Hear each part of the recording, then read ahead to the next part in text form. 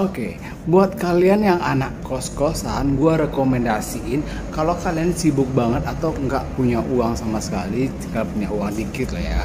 Terus mau makan lapar nih, biar kalian nggak kerepotan, mestinya kalian tuh makannya yang bagus, super mie aja, praktis, enak gitu. Udah gitu murah banget tuh.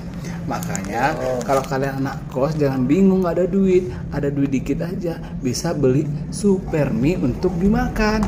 Nah ini nih. Lihat link di bawah ya, lihat di bawah. Aku selalu gunakan super mie, kenyang, murah, dan bergizi.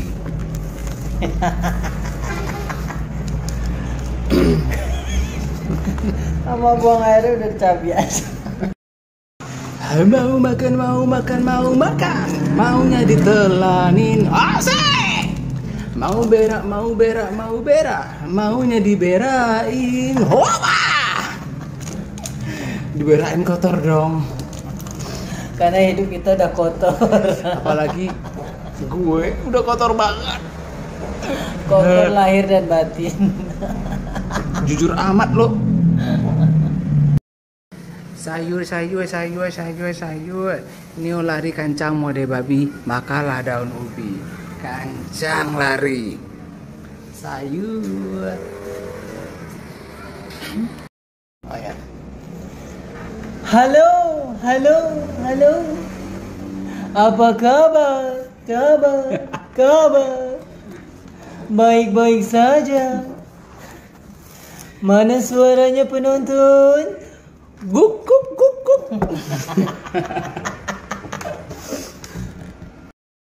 Dulu kalian hina-hina aku.